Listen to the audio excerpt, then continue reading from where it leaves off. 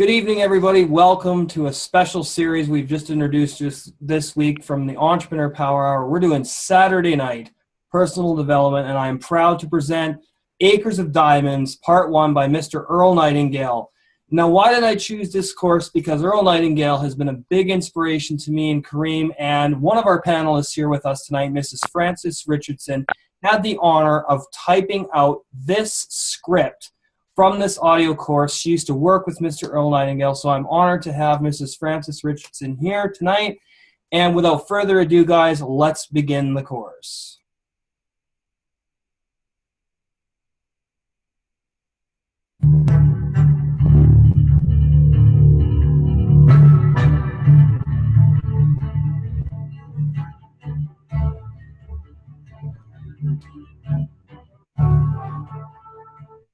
When was the last time something really excited you?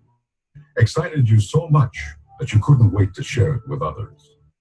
Often such a reaction can be triggered by the simplest and most obvious things, like a tiny puppy, or falling in love, or renewing an old friendship. The great ideas in Lead the Field can have that effect on us too. They can turn our lives upside down. Suddenly, the lights are turned on, and we can see the world much more clearly.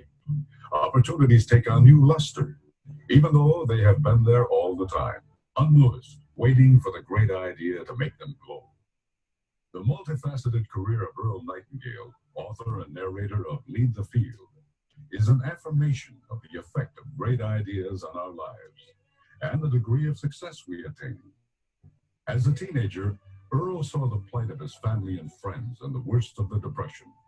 At that time, he couldn't afford any books.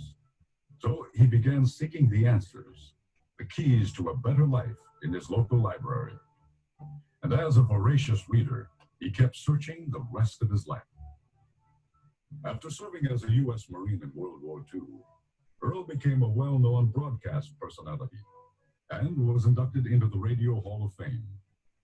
For his many achievements as an entrepreneur, writer, public speaker, recording artist, and radio and television commentator, he also won a gold record for the LP The Strangest Secret, for sales exceeding 1 million copies, the Golden Gavel Award from Toastmasters International, the Napoleon Hill Foundation Gold Medal Award for Literary Excellence, and was inducted into the International Speakers Hall of Fame. He authored numerous audio and video programs, more than 7,000 radio and television commentaries, and 2 best-selling books. In Lead the Field, Earl Nightingale will lead you down new paths and old familiar trails. You'll rediscover the power of words like attitude and service and goals and commitment. You'll learn the use of intelligent objectivity and the benefit of being constructively discontented. And with each repeated listening, you'll unearth new gems from these acres of diamonds. Hundreds of thousands of men and women have benefited over the years from this treasury of great ideas and sound. Lead the Field is the synthesis of a lifetime of research, reading, and refining by Earl Nightingale. Starting with your first session, The Magic Word, the messages you're about to hear are widely considered all-time classics in the field of personal development.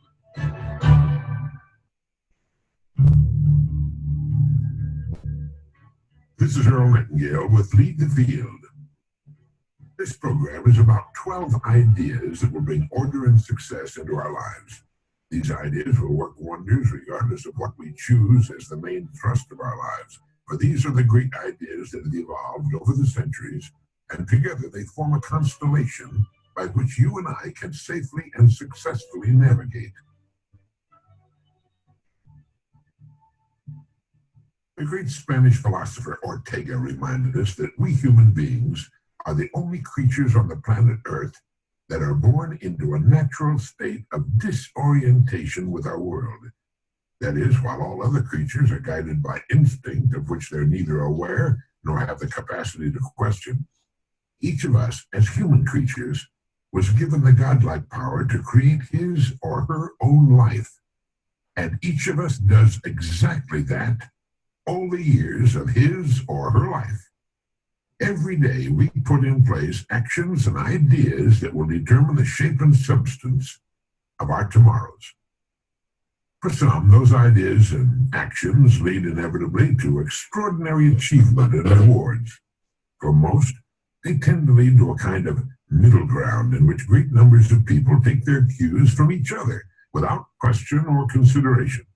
And for some, those actions and ideas lead to repeated frustration and problems as they spend their lives in the bottom layers of the socio-economic pyramid. Success or failure as a human being is not a matter of luck or circumstance or fate or the breaks or who you know or any of the other tiresome old myths and cliches by which the ignorant tend to excuse themselves. It's a matter of following a common sense paradigm of rules, guidelines anyone can follow. Now, this program, Lead the Field, has changed more lives, brought about more success stories, helped create more millionaires, saved more careers, important jobs, and marriages than any other program ever produced. And the rules we talk about here don't change. They apply to any situation, under any and all circumstances. We never have to say, I wonder what'll work in this particular situation. All we have to do is make these ideas our own. And we begin with what I call the magic word. We all want good results from life in our home, our work, and in all our contacts with other people. And the most important single factor to guarantee good results day in, day out, all the months and years of our lives is a healthy attitude. Attitude is the magic word. Attitude is defined as the position or bearing as indicating action, feeling, or mood. And it is our actions, feelings, or moods which determine the actions, feelings, and moods of others. Our attitude tells the world what we expect in return. If it's a cheerful, expectant attitude, it says to everyone with whom we come in contact that we expect the best in our dealings with our world. You see, we tend to live up to our expectations, and others give to us, as far as their attitudes are concerned, what we expect. Our attitude is something we can control. We can establish our attitude each morning when we start our day. In fact, we do just that whether we realize it or not. And the people in our family, all the people in our world will reflect back to us the attitude we present to them. That's right. It is then our attitude toward life which determines life's attitude toward us. Cause and effect. Everything we say or do will cause a corresponding effect. If we're cheerful, glad to be experiencing this miracle of life, others will reflect that good cheer back to us. We are the kind of person others enjoy being around. You and I are responsible for our lives. You and I produce causes all day long, every day of our lives. The environment can only return to us a corresponding effect. That's why I say each of us determines the quality of his or her own life. We get back what we put out. Here's a way to test the past quality of your attitude. Would you say people tend to react to you in a smiling, positive manner with friendly greetings when you appear? Your answer to that question will tell the story. I remember the time when a man and his wife bought a home across the street from me in Florida. They had moved there from Minnesota. They had planned the move for years. They were tired of the northern winters, and he was an avid fisherman. Several months passed after their move, and one day I was surprised to see them packing. I walked across the street and asked the man if they were leaving so soon after they made the move. He nodded. My wife hates it here, he said. We're going back home. I asked him how in the world his wife could hate it there, what his wife didn't like about the place. And with a few questions, the truth came out. She hasn't been accepted here, he said. The other women of the community have left her strictly alone. She's made no friends. She hasn't been asked to participate in any of the community activities. So I asked him, has she let the other women know she's interested in participating in community activities? He stopped what he was doing and looked at me. No, he said, no, she hasn't. She's been waiting for the women to ask her. And since she stayed in the house, waiting for them to come to her, they've thought of her as reclusive, as a person who's not interested in making friends. So they've left her alone. Well, there was a long silence, and he began nodding. Yes, that's exactly what's happened, he said. Yes, the women of the neighborhood should have come to her and introduced themselves or invited her to a tea or luncheon, but they were reacting to her. She didn't know that the community could only give her back a reflection of her own attitude. Here was a woman in her 60s who had never learned the first important rule for successful living, that our surroundings will always reflect us, that our environment is a mirror, often a merciless mirror, of ourselves. As soon as a person begins to change, his or her surroundings will change, and it works like this. Great attitude, great results. Good attitude, good results. Fair or average attitude, fair or average results. Poor attitude, poor results. So each of us shapes his or her own life, and to an altogether unexpected extent, the shape and texture, the quality or the lack of quality of our lives is determined by our habitual attitude. That sounds simple, doesn't it? But it's not quite that easy. For most of us, learning this new habit takes time. But once it becomes a habit-knit part of our lives, our world will change as dramatically as would walking from a dark cave into the bright light of day. Most people never think about their attitudes at all. For most of them, it's a matter of beginning each day in neutral. Their attitudes are neither good nor bad, but are poised to react to whatever stimuli they encounter. If the stimulus is good, they'll reflect it. If it's bad, they'll reflect that too. They're chameleons, and they go through their days reacting to whatever confronts them. And these are the people of our environment. That's why it's so important for us to control our attitudes, to make sure they're excellent or good. A person with a poor attitude toward learning, for example, isn't going to learn very much. I know you can think of examples of this in your own life. If we take the attitude that we can't do something, we generally will not do it. An attitude of failure, and we're whipped before we start. It was William James of Harvard, the founder of psychology in America, who said, human beings can alter their lives by altering their attitudes of mind. In trying to describe the attitude that's worked so well for me over the years, I found myself using two important words: gratitude and expectant. First, I'm grateful for the opportunity to live on this beautiful and astonishing planet Earth. I wake up with a sense of gratitude in the morning. Secondly, I expect the best. I expect to reach the goals I establish for myself, about which we'll talk a good deal more later in the program. I find the idea of fulfilling those goals agreeable, hence the attitude of expectancy. I know the world will give me back what I put out in the way of attitude, so it's up to me. I'm responsible. There are millions of human beings living narrow, darkened, frustrated lives, living defensively simply because they take a defensive, doubtful attitude toward themselves and, as a result, toward life in general. A person with a poor attitude becomes a magnet for unpleasant experiences. When those experiences come, as they must because of his attitude, they tend to reinforce his poor attitude, thereby bringing more problems and so on. The person becomes an example of self-generating, doom-fulfilling prophecy. And it's all a matter, believe it or not, of attitude. We get what we expect, and our outlook on life is a kind of paintbrush, and with it, we paint our world.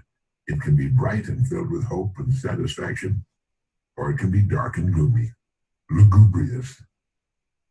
It's hard to convince people sometimes that the world they experience is a reflection of their attitude. They take the attitude that if people would only be nice to them, they'd be nice in return. They're like the person sitting in front of the cold stove, waiting for the heat. Until they put in the fuel, there's not going to be any heat. It's up to them to act first. It has to start somewhere. Let it begin with us. Attitude is the reflection of the person inside. Consider for a moment the people who go sailing through life from one success to another and who, when they occasionally fail at something, shrug it off and head right out again. No matter what a person does, wherever you find a person doing an outstanding job and getting outstanding results, you find a person with a good attitude. These people take the attitude toward themselves that they can accomplish what they set out to accomplish. They take the attitude that achievement is the natural order of things, and it is. That there's no good reason on earth why they can't be as successful, as competent as anyone else. They have a healthy attitude toward themselves and, as a result, toward life and the things they want to accomplish. And because of that, they accomplish some remarkable things and come to be called successful and outstanding and brilliant and lucky and so on. They're quite frequently no smarter or more talented than most other people, but they have the right attitude. They find their accomplishments not too difficult simply because it seems so few others are really trying or really believe in themselves. As to luck, forget it. Luck is what happens when preparedness meets opportunity, and opportunity is there all the time. A person can be very efficient at his or her work, but if the corresponding excellent attitude isn't present, well, the person's a failure. A robot can do a great job, but only a human being can ennoble work with a great attitude, and by so doing, touch it with the magic of humanness, make it come alive and sing, make it truly worthwhile. That, my friend, makes the difference. Successful people come in all sizes, shapes, ages, and colors, and in widely varying degrees of intelligence and education, but they have one thing in common. They expect more good out of life than bad. They expect to succeed more often than they fail, and they do. Now there are things you want, worthwhile things. Take the attitude that there are a lot more reasons why you can reach those goals than fail in the attempt. Go after them, work at it, keep your attitude positive, cheerful, and expectant, and you'll get them. And as you do, you'll grow to new plateaus and be able to accomplish still more. And remember this, our environment, the world in which we find ourselves living and working, is a mirror of our attitudes and expectations. If we feel that our environment could stand some improvement, we can bring about that change for the better by improving our attitude. The world plays no favorites. It's impersonal. It doesn't care who succeeds or who fails, nor does it care if we change. Our attitude toward life doesn't affect the world and the people in it nearly so much as it affects us. It would be impossible to even estimate the number of jobs that have been lost, promotions or good grades missed, sales lost, or marriages ruined by poor attitudes. But you can number in the millions the jobs which are held but hated, the marriages which are tolerated but unhappy, the parents and children who fail to understand and love one another, all because of people who are waiting for the world and others to change toward them. They don't understand that what they're getting is a reflection of themselves. Nothing can change until we do. When we change, our worlds will change. The answer is attitude. How does one develop a good attitude? The same way one develops any other factor, practice. One good way is to stick a small sign on the bathroom mirror on which is printed the word attitude. That way you'll see it first thing every morning. You might have another one in your car and at your place of work. We need to smile more, speak to people, go out to people.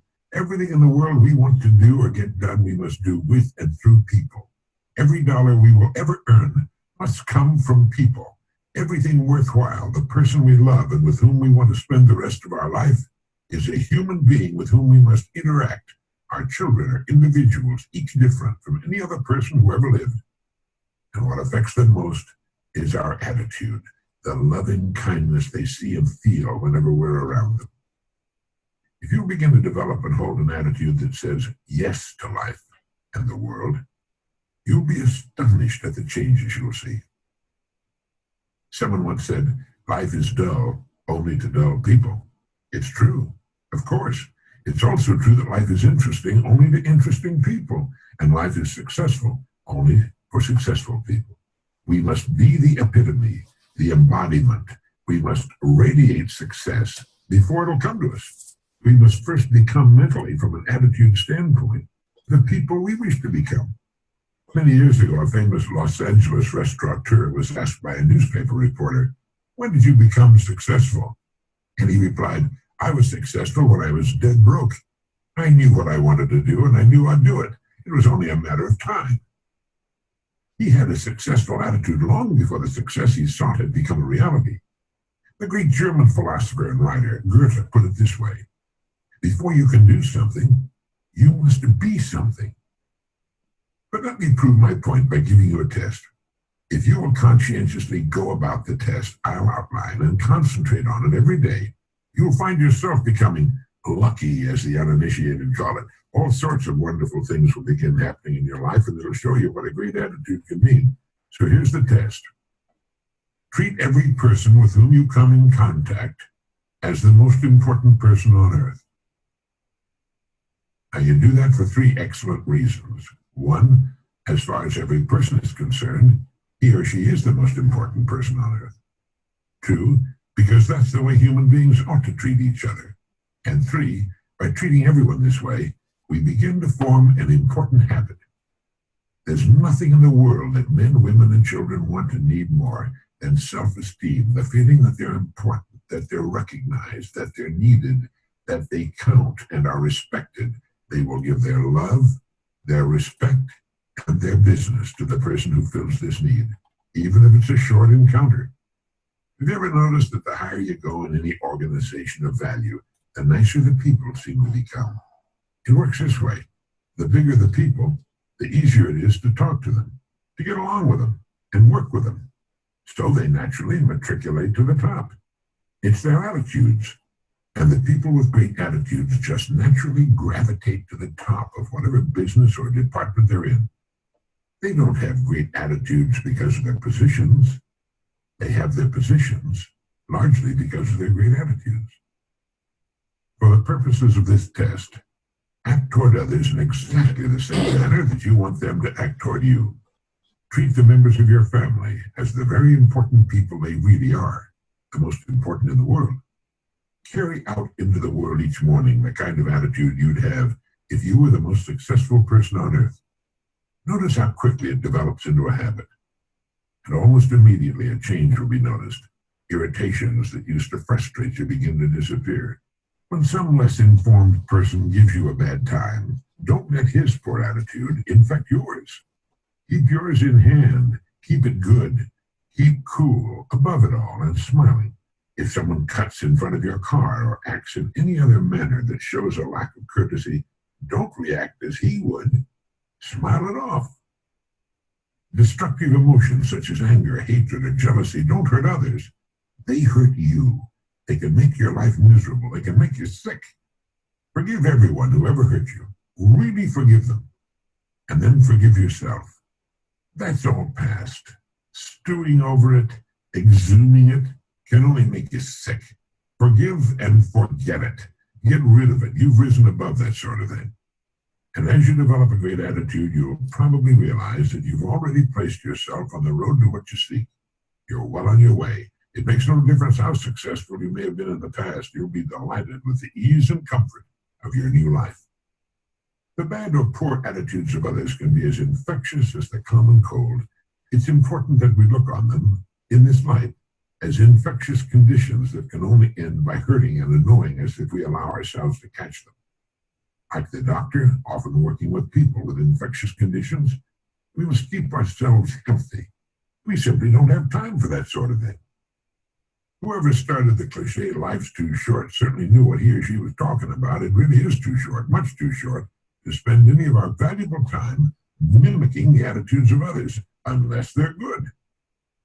A great attitude does much more than turn on the lights in our worlds. It seems to magically connect us to all sorts of serendipitous opportunities that were somehow absent before the change. Maybe that's what people mean when they say we're lucky. Suddenly we do find ourselves getting the so-called breaks, but it's really nothing more than this new connection with the world that comes with a great attitude. We find ourselves doing more and doing it in less time. We put ourselves directly in the path of all kinds of serendipitous happenings. When you begin to develop a better attitude, you should realize that you've already placed yourself in the top 5% of the people, the most successful people on earth. You've placed yourself on the road to what you seek. You've prepared the ground. You've only to plant the seed. Now, in summing up, here are a few points to keep in mind. First, it's our attitude at the beginning of a difficult task which, more than anything else, will bring about its successful outcome. Secondly, Our attitudes toward others determine their attitudes toward us. We're all interdependent. The success we achieve in life will depend largely on how well we relate to others. Thirdly, before you can achieve the kind of life you want, you must think, act, talk, and conduct yourself in all of your affairs as would the person you wish to become. Keep a mental picture of that person before you as often as you can during the day. And fourthly, remember that the higher you go in any organization of value, the better the attitude you'll find, and that attitudes are not the result of success. Success is the result of great attitudes. And finally, the deepest craving of the human being is for recognition and self-esteem, to be needed, to feel important, to be recognized and appreciated. That includes our loved ones and all the people with whom we come in contact during our days. To make these important principles a habit-knit part of our lives, here are some suggestions. Since our minds can hold only one thought at a time, make the thoughts you hold constructive and positive. Look for the best in people and ideas. Be constantly alert for new ideas you can put to use in your life. Don't waste time talking about your problems to people who can't solve them, or your health unless it's good, or you're talking to your doctor. It won't help you. It cannot help others. Radiate the attitude of well-being and confidence, the attitude of the person who knows where he or she is going. You'll find all sorts of good things happening to you. And lastly, treat everyone with whom you come in contact as the most important person on earth. Start this habit, practice it consistently, and you'll do it and benefit from it for the rest of your life. Thank you. There's more.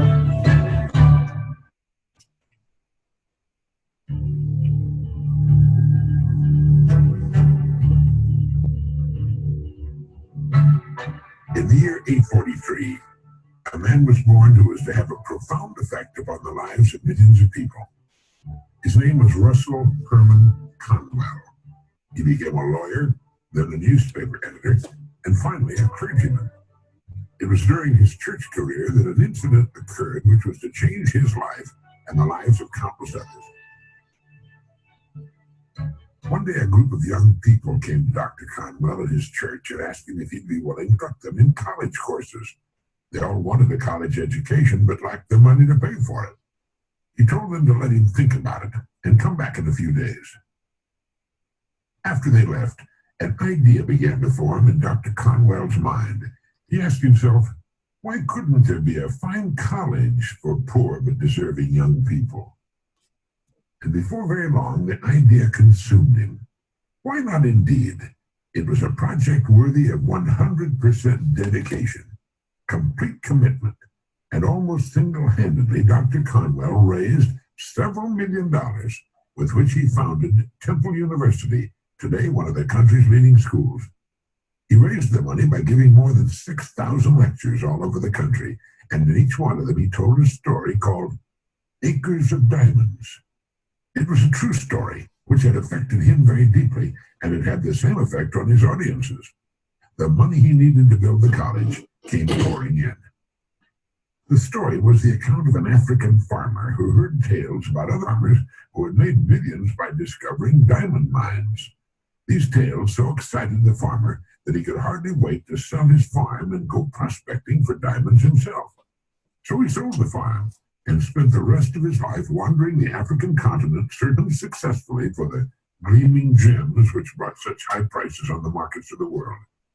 Finally, the story goes, worn out and in a fit of despondency, he threw himself into a river and drowned.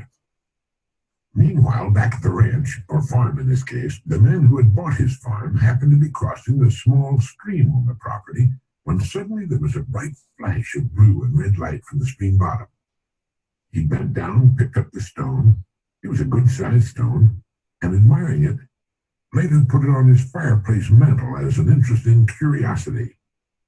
Several weeks later, a visitor picked up the stone, looked closely at it, hefted it in his hand, and nearly fainted. He asked the farmer if he knew what he'd found. When the farmer said no, that he thought it was a piece of crystal, The visitor told him he had found one of the largest diamonds ever discovered.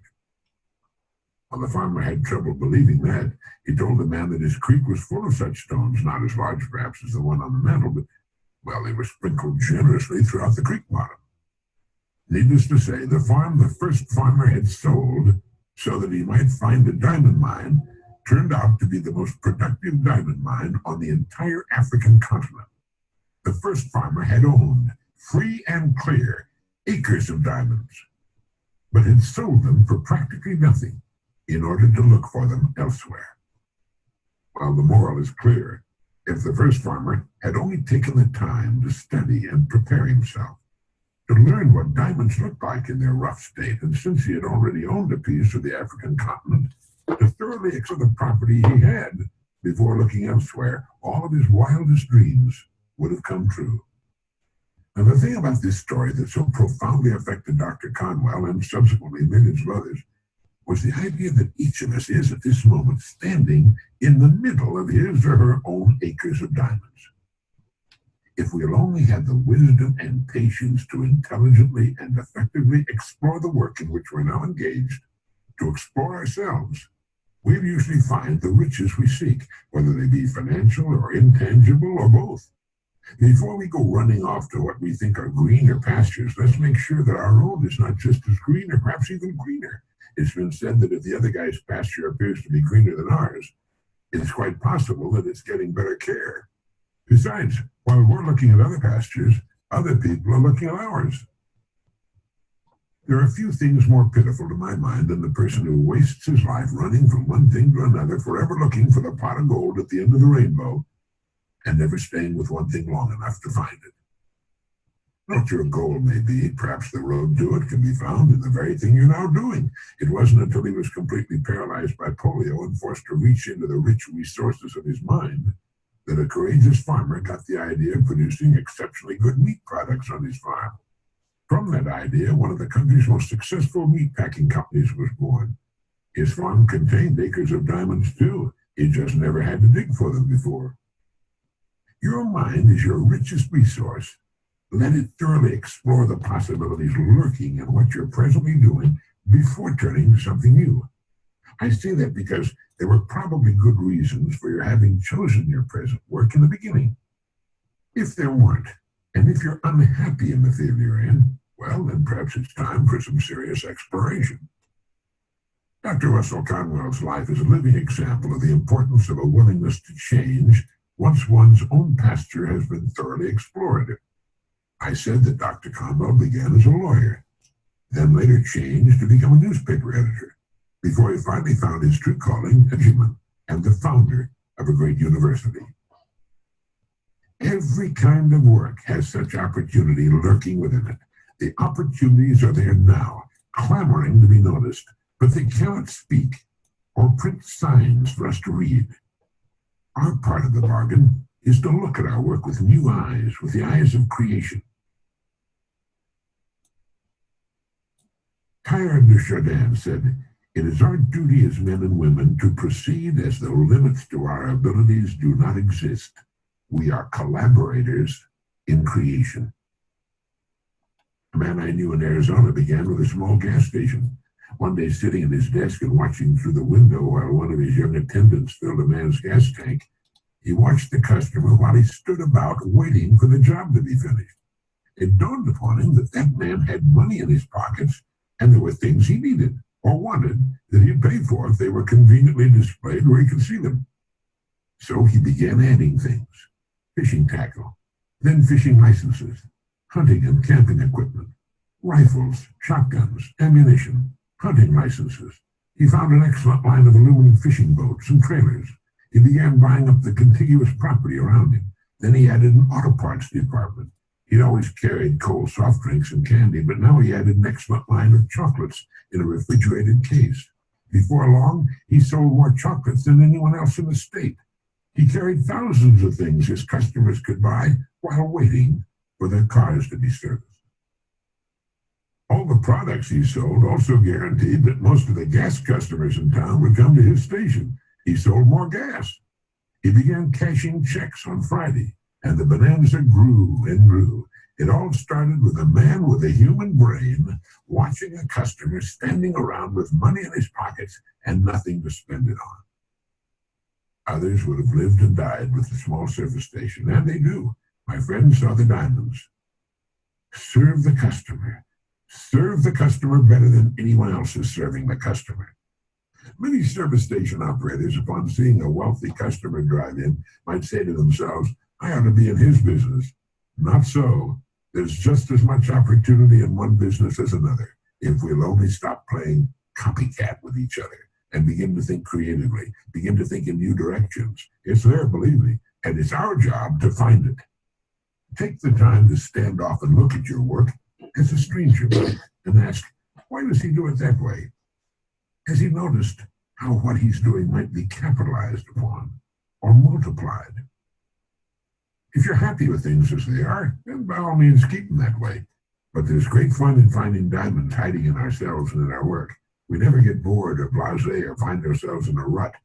A rut, we're reminded, is really nothing more than a grave with the ends kicked out. Some of the most interesting businesses in the world grew out of what was originally a very small idea in a very small area. If something is needed in one town, then the chances are it's also needed in all towns and cities all over the country. You might also ask yourself, how good am I at what I'm presently doing? Do you know all there is to know about your work? Would you call yourself a first-class professional at your work? How would your work stand up against the work of others in your line? The educator and author J.B. Matthews wrote, unless a person has trained himself for his chance, the chance will only make him ridiculous. A great occasion is worth to a man exactly what his preparation enables him to make of it. I'm sure Dr. Matthews intended to include the female half of the world in that statement. I'm often appalled by how little people know about the business they're in. That's not my department, they'll say. I suppose if they see a fire starting in someone else's department, they wouldn't report it. Most real estate people don't sell homes and property. They show homes and property, something a 6-year-old child could do. They often know nothing at all about selling or marketing, yet they call themselves real estate professionals. They're actually tour guides. This is the living room, they say to intelligent men and women who already know what a living room looks like. Someone, come to think of it, I think it was me, once wrote that the human race is much like a convoy in time of war. The whole menagerie is slowed down to protect the slowest ships, and they march on in that dusty valley, unmindful of the diamonds beneath their feet. The first thing we need to do to become a diamond miner is to break away from the crowd and quit assuming that because people in the millions are living that way, it must be the best way. It is not the best way. It's the average way. The people going the best way are way out in front. They're so far ahead of the crowd you can't even see their dust anymore. They're the people who live and work on the leading edge, the cutting edge, and they mark the way for all the rest.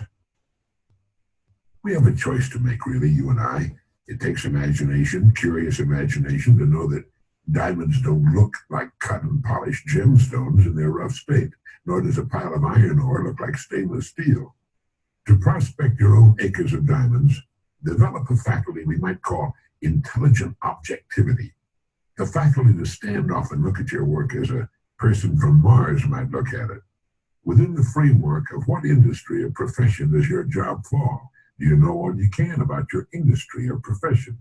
Isn't it time for a refreshing change of some kind? How can the customer be given a better break? Each morning, ask yourself, how can I increase my service today? There are rare and very marketable diamonds lurking all around me. Have I been looking for them, examining every facet of my work and of the industry or profession in which it has its life? There are better ways to do what I'm presently doing. What are they? How will my work be performed 20 years from now? Everything in the world is in a state of evolution and improvement. How can I do what will eventually be done anyway now? Think of my Arizona friend with his small service station. Sure, there's risk involved. There's no growth of any kind without risk. We start running risks when we get out of bed in the morning. Risks are good for us. They bring out the best that's in us. They brighten the eye and get the mind cooking. They quicken the step and put a new shining look on our days. Human beings should never be settled. It's okay for chickens and cows and cats, but it's wrong for human beings. People start to die when they become settled. We need to keep things stirred up. Back in 1931, Lloyd C. Douglas, the world-famous novelist who wrote The Robe, Magnificent Obsession, and other best-selling books, wrote a magazine article titled Escape. And in that article, Douglas asked, who of us has not at some time toyed briefly with the temptation to run away? If all the people who have given that idea the temporary hospitality of their imagination were to have acted upon it, few would be living at their present addresses. And of the small minority who did carry the impulse into effect, it's doubtful if many ever disengaged themselves as completely as they had hoped from the problems that hurled them forth. More often than otherwise, it may be surmised, they packed up their troubles in their old kit bags and took them along. The point of the article was simply, don't try to run away from your troubles. Overcome them. Prevail right where you are. What we're really after is not escape from our perplexities and frustrations, but a triumph over them. And one of the best ways to accomplish that is to get on course and stay there. Restate and reaffirm your goal, the thing you want most to do, the place in life you want most to reach. See it clearly in your mind's eye, just as you can envision the airport in Los Angeles when you board your plane in New York. Or like a great ship in a storm, just keep your heading and your engines running. The storm will pass, although sometimes it seems that it never will. And one bright morning, you'll find yourself passing the harbor light. Then you can give a big sigh of relief, rest a while, and almost before you know it, you'll find your eyes turning seaward again. You'll think of a new harbor you'd like to visit, a new voyage upon which to embark. And once again, you'll set out. And that's just the way this funny-looking, two-legged, curious, imaginative, tinkering, fiddling dreamer called a human being operates. He escapes from problems not by running away from them, but by overcoming them. And no sooner does he overcome one set of problems, but he starts looking around for new and more difficult pickles to get himself into and out of. So if you find yourself looking at travel folders and thinking of running away, go ahead. Think about it. It'll get your mind off things for a while. Then zero in on your goal, more about that later, and get busy. Take one thing at a time, and before you know it, you'll start seeing those diamonds scattered all over your world, and you'll be out in the clear again. If you feel like running away from it all once in a while, you're perfectly normal. If you stay and get rid of your problems by working your way through them, you're a successful citizen. Start taking an hour a day with a legal pad and dissect your work. Take it apart and look at its constituent parts. There's opportunity there. That's your acre of diamonds.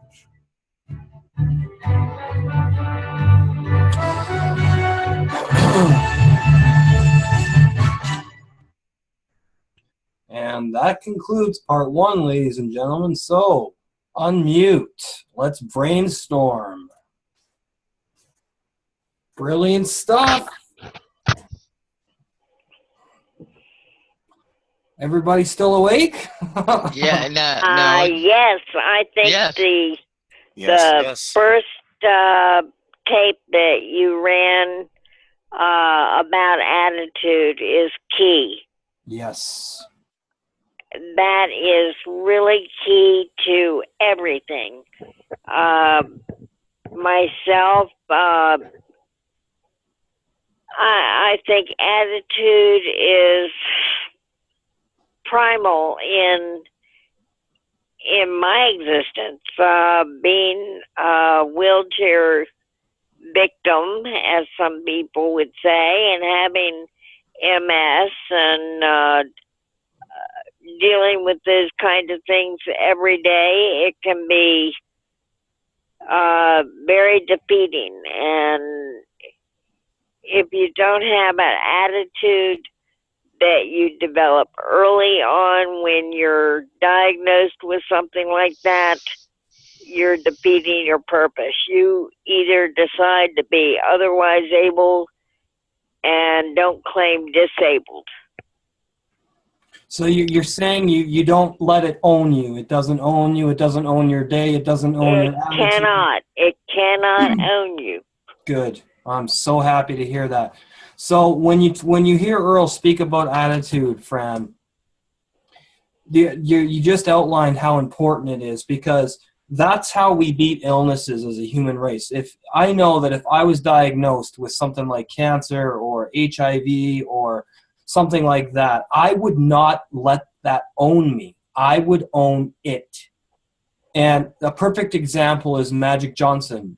He was diagnosed with HIV years ago because in his basketball career, he slept with so many women that he developed HIV.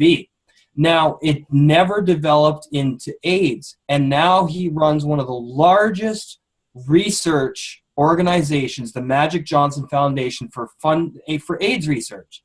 And he's the happiest person I've ever seen, one of the happiest. And that disease hasn't even made him sick in over 15 years. So he's beating it, if he hasn't already beaten it. And it's because of his attitude. Our attitude affects everything. And what I took away from this tonight is I'm adjusting my attitude more and more. There are days where I don't have a particularly good attitude, but I realize that I have to change that because the world reacts to that. People react to that. My energy that I'm sending out into the universe, it reacts. Everything reacts to what's going on inside of me. That's exactly what I got. That is so true, Chris. You hit the nail on the head. And when you hear the phrase, as you sow, so shall you reap. Oh, yes. It starts with your attitude. Absolutely. So I really love what you said, Fran, and we'll keep going with some takeaways here, and we'll keep brainstorming. Dan, go ahead. I was going to say also, because it's interesting, because I was on another mastermind this morning when I woke up. Nice. And we touched on a little bit of this idea of, being in connection with the universe and stuff, and kind of, learning to kind of go with the flow or be, one with that. But how it was talking about how, going back to and looking at like a baby, how, a lot of times, their ego and their selves have not kicked in to where, it's about just, exploration. Well, that and two, and how, everything seems to happen for them. They can cry or this or that, and the people around will come around to take care of their needs and stuff. So also with us and our attitude, if we have the attitude of that everything is going to be good and we have that positive attitude, that's what will draw in, and things will come in that will help, give us what we need to move forward. It may not give us everything, it may be part of that journey to keep moving forward, but as you keep working on the attitude. And also I like the part that he threw in about gratitude, because by being grateful and thankful for those things that come, we open ourselves up even more to being able to serve others. And that goes into what, what really hit me was how, we are such a world that's so focused on me, but I think that's where a lot of negativity comes from, is from being so focused on ourselves and what can everybody else do for me. And then by not opening ourselves up to being of service to other people, that's where we're shortcutting the ability to work towards that right attitude, so that way we can have everything out there work with us rather than against us. I agree. And one thing that we haven't touched on that Earl used to use quite often, especially in the office with somebody that came in with a bad attitude, he'd say, "Why are you feeling that way?" And the person would kind of try to defend what made them a sourpuss. Mm-hmm. And he'd say, "Is that an alibi or an excuse?" Yep. I've heard him say that. We're going to be getting into that through Acres of Diamonds, or it's the strangest, or the essence of success. We're going to be doing all of this stuff. Don't worry. But yeah, I totally agree. We can either allow outside circumstances to control us, or we can control how those circumstances affect us. And one of the hardest things I ever dealt with was losing my wife, my first serious girlfriend, and I call my wife. We weren't married on paper, but that's not important. But that's when this whole process really started in me, was about 10 years ago, when I realized that all the negativity I was carrying, all the cynicism, all the bitterness, all the hate and all of that, that's when the law of attraction really revealed itself to me. And that's when I realized that everything that was outlined in The Secret was the truth. And I don't mean the way The Secret was presented and stuff, because they leave out a lot of important elements in that film. But the basis of that, what was explained in that film, light bulbs started going off in my head. And I was like, holy shit. This is why I'm losing her. This is why she's distant. This is why she wants to leave. This is why this. This is why this. This is why this. And from that day forward, when we split up, I remember saying to myself, I'm going to change my attitude. I'm going to change everything about myself. I don't care how long it takes. I don't care what I have to do. I'm going to dig myself out of this hole. And so the fact that I have been to the lowest recesses of how someone can feel, and now I'm on my way to the highest recesses of how somebody can feel, and the best and the most successful, I know it's possible. So when somebody tries to tell me the law of attraction isn't real or this stuff isn't real, I just look at them and I say, well, guess what? Just because you don't believe something doesn't mean it's not real. And that's the ignorance that a lot of people carry, is they don't want to take that responsibility. They would rather blame outside circumstances or an outside force. They would rather point the finger at somebody else, because it's always easier to do that than it is to say, you know what, I'm responsible, I'm sorry, I want to be a better person, and I'm going to be a better person. Because let's face it, man. I'll tell you an exercise, not to interrupt, but you physically point a finger anywhere in the room. Yeah. Go ahead, try it. There's always three pointing back at you. All the rest of them are pointing right back at you. That's so right. Where do you think the problem lies? That's right. You're absolutely right. And I was just going to say that. You read my mind, Francis. Great mastermind. You read my mind. There's proof of the mastermind right there. Go ahead, Kareem. Well, it was an exercise that Earl used to do. And I've seen him quote that more than once and actually make people do that. And on his radio show, quite often he would close with that exercise.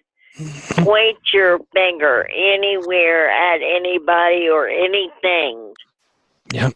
And you think you got problems, the rest of them are pointing back at you. Where do they stem from? That's right. Yep. Go ahead, Kareem. What were your takeaways?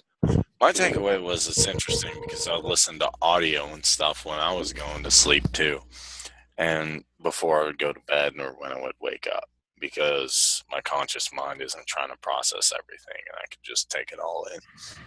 What I really liked from this one was that the guy who sold his farm, he was looking, I got to find diamonds. Where are the diamonds? Reminded me of when I was first doing network marketing. I got to find diamonds. Maybe this company has diamonds. Maybe this has diamonds. Maybe that has diamonds. And the problem that happened is I never found diamonds. And then I said, well, maybe I have diamonds in what I'm doing. And I find there's a lot of diamonds here. And by doing that, I can actually start to cultivate the power of the diamonds by doing the power hour instead of going, what's this on the internet? Not to say I'm not open or I try different things, but I already have the diamonds that I need here. I just have to work on them. That's right. We just got to shine them and polish them, make them more appealing, make them more beautiful. That's all we need to do. Well, Go it's ahead. interesting. Oh, No, sorry. man. No. I said go ahead, Dan. Yeah, no, we just got to, and you guys are all part of the diamond mine. Sorry. All of you are part of this, and that was our goal from the beginning. It's never been about Kareem and me. This is your show.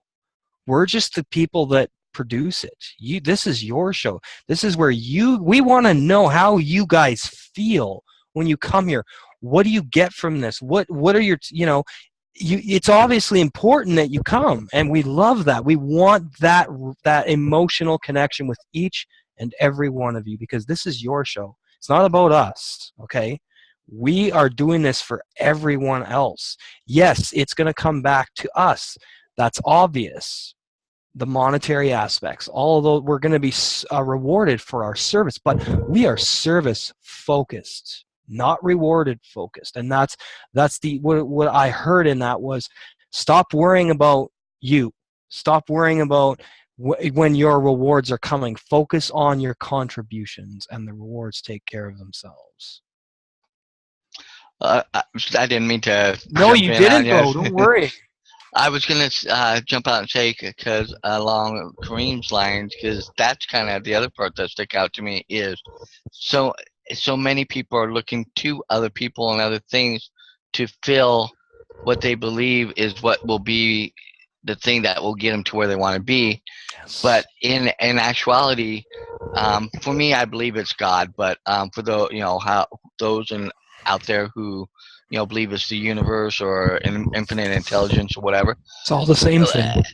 It's already in us. We Yes. we basically have those things, and we need to dive into ourselves to find out what our strengths are, what our giftings are, what we're good at, and he touched on that in the audio, that the guy's sitting there and staring out the window and looking at what and thinking, that was part of what he was able to do and bring out through what he Yes. was serving people. Yeah. That's what we need to do, is look at ourselves, and rather than look at outside. Now we will need to use other people outside of us and use other aspects and avenues to help augment and make it happen. Yes. But I'm really learning more and more. It's what's in here, Mm-hmm. and in my heart, the passion part, but what's here that can pull that out and get it out there to share and to be able to serve others. Absolutely. Good stuff, Dan. Great stuff, buddy. Francis? Could I interject here a minute? I will confess, and I'll own it, that I've had my days where life just dealt you lemons. Mm-hmm. And I'll go to the power hour on that Tuesday night, and it's so imperative that I allot that time, because I feed off of the power hour. That's awesome. A lot of days, and I just feel that when I'm there, it's not a place for negativity. Not at all. And if you're in the mood that you're giving yourself a pity party, or that particular day, the rest of the world didn't hold their mouth right, then you need to be in the power hour. You need to be there. It's the best therapy. Thank you. And I come away feeling empowered, enlightened, a whole different attitude. That's great. It's like I'm ready to charge the forces again. I love it. I love it. Can I ask you a favor, dear? Would you mind putting that into writing so we can put your testimonial on our website? I'll do better than that, Chris. I will tape it and videotape it for you. Oh, that is incredible. Thank you. We're asking everybody. I owe that to you because of you and Kareem, I learned to get over my self-consciousness and to go out and do a video. That's awesome, So Sharon. I can't think of any better way to own it and pay you back. Congratulations on that, and we're very happy that we have inspired you to keep going after the things that you want in life, and that's what we're here to do. So like I said, it's your guys' show. We're here to serve you guys. Kareem, what's up, buddy? Or Sharon, do you want to talk, Sharon? You can give us your thoughts. What are your feelings on what you heard tonight from Mr. Earl Nightingale? Well, first of all, I want to put out my sense of gratitude for letting me be on tonight. Good, thank you. Good to have you back, Sharon. We missed you. Oh yeah. I mean, I'll come on. Shoot, what company's out at the door? Oh my gosh, like shoot.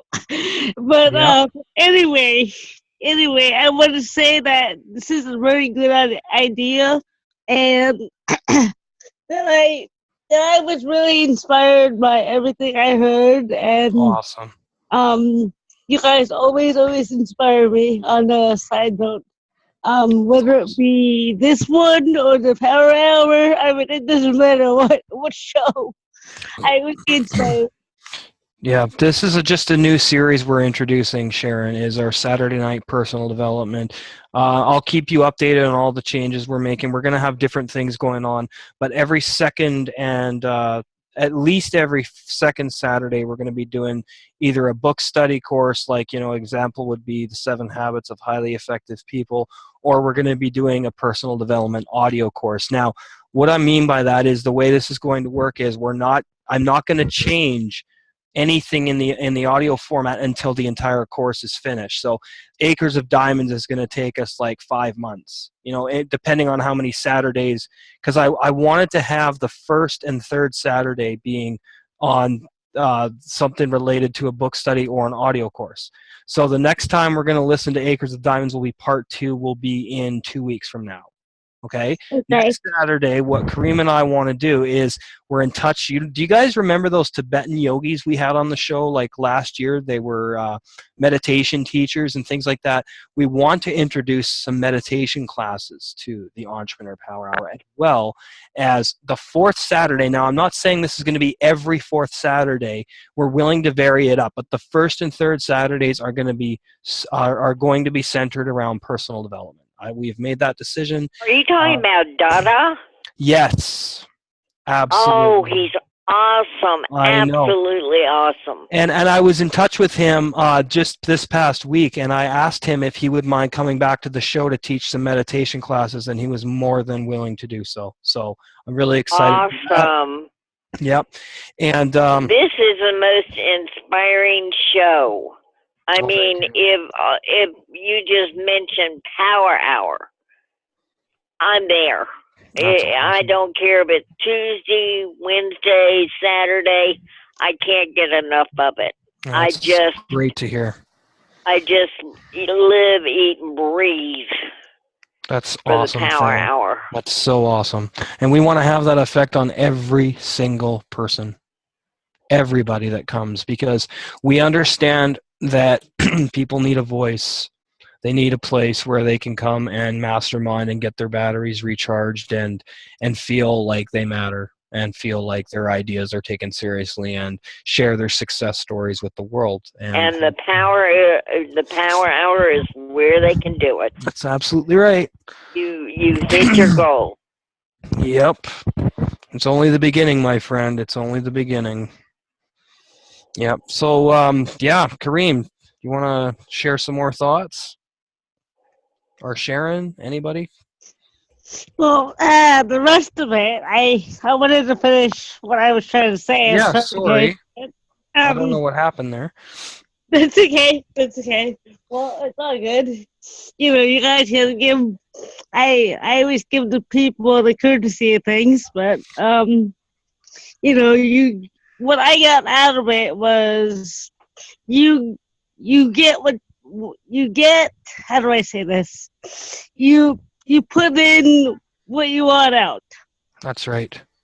Yep. That's what I get out of it in a nutshell. And Awesome. in the second example, the second tip, he's absolutely right about the diamond stake. Because all you need is all right there. That's You right. just gotta find it. That's right.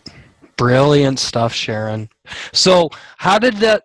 How did it make you feel to hear Earl Nightingale talk about how all we have to do is have a good attitude? How does that make you feel when you hear stuff like that? That makes me feel awesome. I mean, I think I'm gonna do a Facebook Live right on this thing. You Right know, on. I run Facebook Lives if you guys don't know it already, but I run Facebook Lives on my timeline. Okay, I'll have to check it out. Sure. Yep, and Good. I put out various topics Cool. of really inspiring stuff. People really like it. Good. I have my own entrepreneur power hour, little mini one. Okay. Now, Sharon, would you mind doing a written testimonial about how the Entrepreneur Power Hours helped you, how it inspires you, how it makes you feel every time you come on the show? Would you mind doing that for us so we can put your picture, with your permission, of course, can we put your picture and your testimonial on our website? Of course. Awesome. Thank you. You're welcome. Yeah, and if you even want to do a video or something, just take your time with it. Go as slow as you need to. Video testimonials are more powerful than written testimonials, but whatever you're comfortable with, Sharon. I think I'm gonna do it. I'm gonna do a video, and we're Okay. just gonna talk about it, and Good. get my thoughts together, and then I'll put it out there. Awesome. Same thing with you, Dan. If you could do that for us, that would be great too, man. No problem. So what about you, Dan? How do you feel when you come on the Power Hour and when you hear stuff like what we're doing tonight? What do you feel right now? For me, a lot of times it helps bring light some things in different ways and views that some of it I've heard before. Sometimes I need to get it refreshed and put back in my brain. Sometimes I hear things and I've heard it before, but it's never clicked in a way sometimes. And then all of a sudden it's like, oh, wow. Then it might be the way somebody said it or the way somebody throws it out there. And it's like, and then I get it. And it's like, oh, well, that's why that. And kind of like today with 2 times in one day, more about the attitude and how you are and how and where you are with yourself and what you project out is what you a lot of times will get back. Because I know there have been times where I've been out and around people and somebody's been just a real You can bear. say whatever you want. Yep.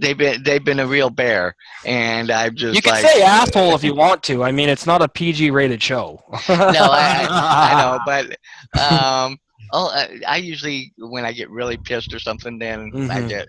But yeah, I usually try to use other terms. that's But cool. but in that sense, somebody that's been really just you look at them and go like, okay, what they put in your Cocoa Puffs today, Yeah, kind of thing, exactly. Yeah.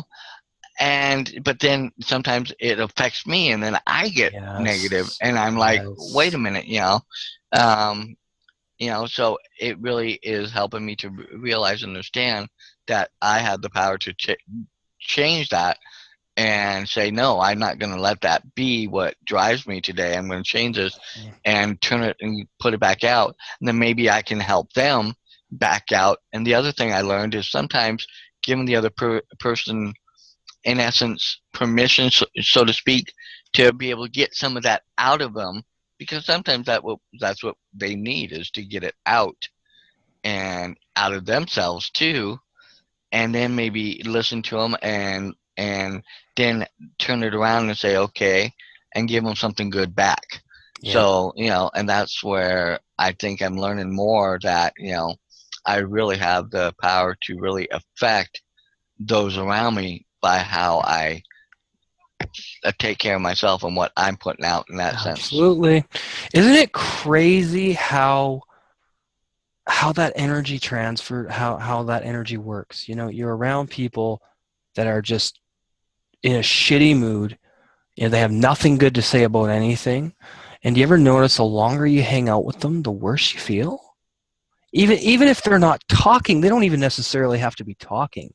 Just their energy, it's like, dude, you're toxic. Like, you know, get a grip here and realize that you affect me.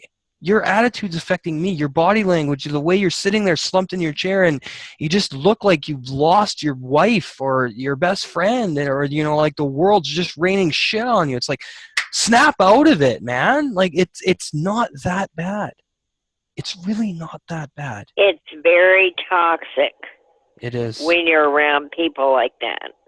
And that's why I've cut out lots of people since I started doing this, because I've noticed that, let me look at how I'm dressing now. Look at how everything I'm doing is a transformation of my attitude improving and me wanting to be taken seriously. And the way that I want everyone to feel when they come home. It's very apparent.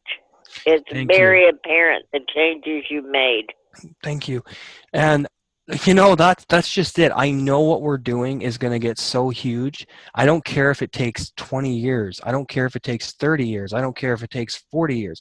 No, it's not going to. It won't take that long. No, but I'm talking about the momentum I have, is where it's like, I don't care. I care about the journey. I care about what's happening inside of me, the way that what's happening with Kareem, what's happening with Dan and you and everybody that we help. That helps us. It's 50-50, and I don't care what it takes. I'm gonna make it in life. I don't care what it takes. I will do anything and everything I have to do for you guys, and we love each and every one of you. And without you, there's no Entrepreneur Power Hour. So, you know. Anyway, Kareem, you there? Did you fall asleep, bro? I'm here. Okay, good. So yeah, do you want to chime in and say a few things? I do. One thing that I found really profound with this is we were all worried. We're like, how are we going to get people, and are they going to listen to this audio, and will the audio play through, and all the different concerns we had. But it all worked out in the end. Mm-hmm. And if you have a strong purpose, everything will work out in the end. And that's how I know we found a diamond, and we found a diamond with everybody here tonight. Yeah, we did. And as we keep going, we'll find even more diamonds. Yep. And we'll create even more diamonds with the projects we're doing, including the site and all the videos we're working on, and all the software we're learning. Now, for everybody watching us tonight, the amount of work that goes into video production is immense. And so if there's anybody out there that does video production and you got people that are trying to lowball you on Fiverr, don't fall for it. Okay, you deserve hundreds of dollars an hour for video production. And for instance, I'm working on a video after we're done this mastermind from this book, habit number 5, which is, where the hell is it here? We've got habit number 5. Seek to understand and then to be understood. Now, I recorded the video. It took me about 20 minutes to record, or about 10, 11 minutes to record everything I want to say from the book and the video and the exercise from Habit 5. But now I have it in Camtasia, and I've got to work on that for at least 3 hours. With adding everything I want, transitions, effects, all that kind of stuff. So if you're a video producer, you know, that's a good field to be in, because you can make a lot of money doing that for people. So, and I love the fact that you all are so giving to give us. You don't hide your talent under a bushel. You'll freely share it and say, "Go get Camtasia." Yeah, you know, I'm having trouble doing this. Well, go try this or go try that. You're just so generous with your knowledge. Well, that's the essence of knowledge, is that it's useless if I don't share it. If we don't share it, if we don't change lives with it, it's useless. Knowledge. Now, there's a kind of a misconception about that phrase, knowledge is power. knowledge is only potential power. It's all in how you use it. So if you learn a bunch of stuff that could benefit millions of lives, like what we're learning and what Earl Nightingale's teaching and Bob Proctor and all these awesome people, and you're not sharing that knowledge, it's useless.